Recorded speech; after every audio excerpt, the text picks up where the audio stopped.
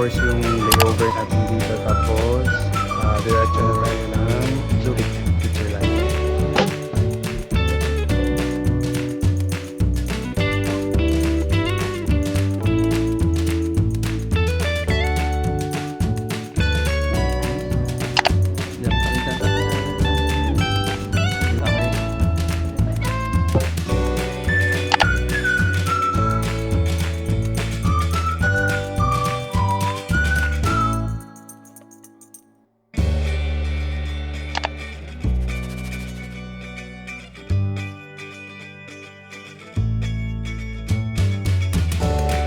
Hi Wonder! So nandito na tayo ngayon sa Mövenpick dito sa may Zurich, Switzerland.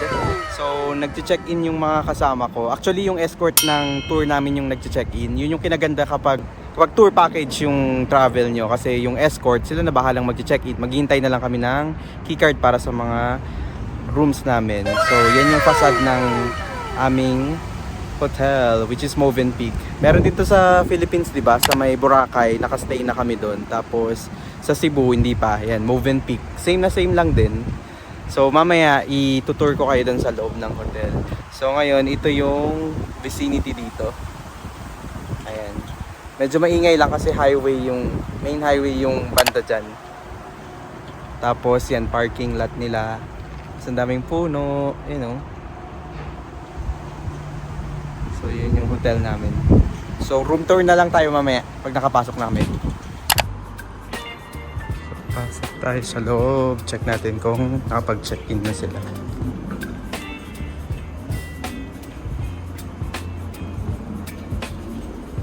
Mövenpick Hotel, Zurich Airport.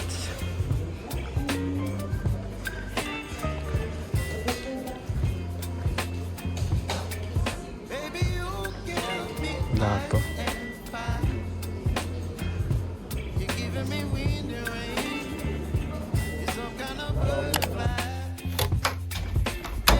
So, room tour muna tayo guys. Pasok tayo.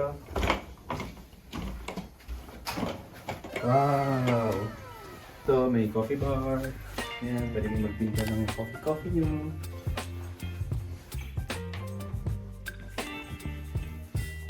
Dito, telephone.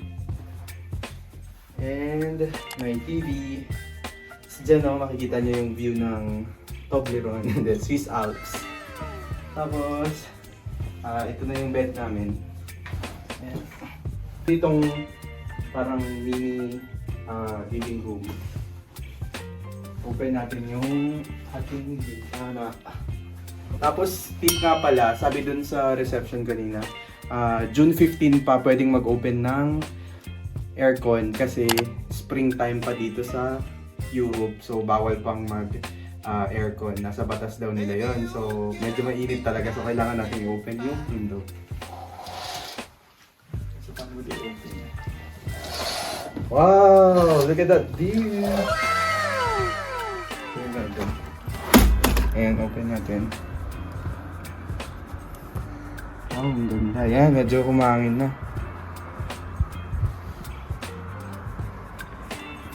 Ganda ng view dito. So, open natin naman. Tingnan natin lahat ng mga window kasi wala talagang aircon, so napakainit. So, lumiwanag. Welcome to our room. So, this is their bathroom. Ayun, ang ganda. Ayun o, tignan nyo. Wow. So, laki nung lababo nila. Tapos, ano ba to? May mga liquid soap, hand and body lotion, may mga towels. Tapos, ano nilang lavatory. Tapos, meron pang bathtub. Ayun, dyan yung shower. Shower. Ganda nung ano nila. Ceiling. So, meron pang blower dito. So, yun lang ang room tour. So, kanina sinabi na nung isang escort namin na 7 PM kami mag-dinner dun sa baba. Kasi kasama na yun sa tour package namin. So, mamaya na lang tayo ulit magkikita. Mag-wash up lang kami kasi sobrang pagod. Galing sa sa biyahe. Sobrang haba talaga yung biyahe, nakakapagod. So, freshen up lang muna tayo. Hi, Wonder. So, nakapag-freshen up na tayo, pero before tayo bumaba para sa dinner, naisipan ko lang na i-share sa inyo kung ano yung travel tour na in-avail namin. So, itong tour namin sa Europe ay 5 countries in 10 days. So, yung 5 countries na pupuntahan namin ay una, dito sa Switzerland, kung nasan tayo ngayon. Second country is Germany. Pangatlo is Belgium. Pang-apat is Netherlands. And last namin is yung sa France. Bali 10 days yung nasa tour namin, pero sa amin, sa case namin is mag-extend kami sa Paris ng 3 or 4 days yata. So separate payment pa yon, which is additional pa dun sa travel tour namin. Sa dulo na lang ng video na ito yung pinaka-total natin ng expenses, or kung sobrang haba is gagawa na lang ako ng separate vlog. I-share ko na lang yung personal experience ko. Yung tinanong sa akin is ano daw yung saan daw kami pupunta. So sinagot ko tour sa Europe, tas kung anong countries. Tinanong ako kung sino yung mga kasama ko. So sinabi ko family, friends. Tapos tinanong kung ilan kami dun sa pinaka-tour. Sabi ko 7 lang kami kasi 7 lang naman talaga kilala ko dun sa pinaka-tour. Pero tinanong pa rin talaga niya kung ilan kaming total. So sinabi ko 7 lang kasi hindi ko alam kung hindi ko pa rin kilala yung mga makakasama namin. Tapos after nun, di na lang siya nag-react.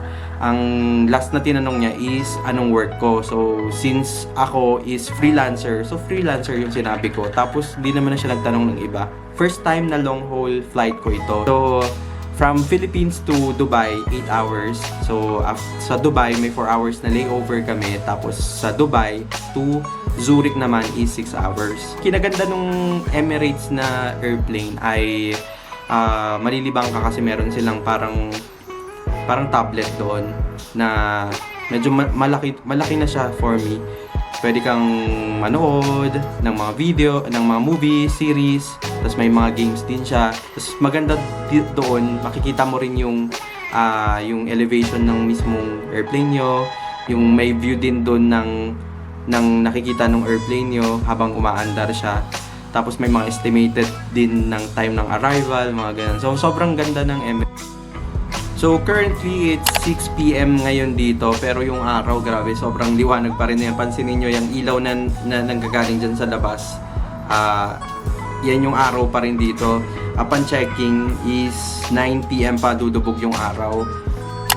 So 6 hours yung time difference natin sa Philippines dito. 6 hours delay sila.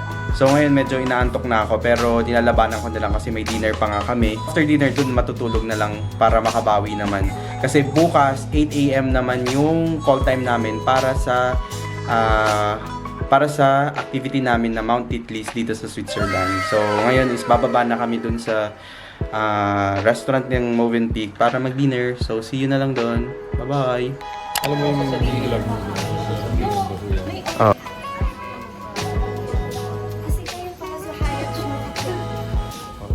sa kabila.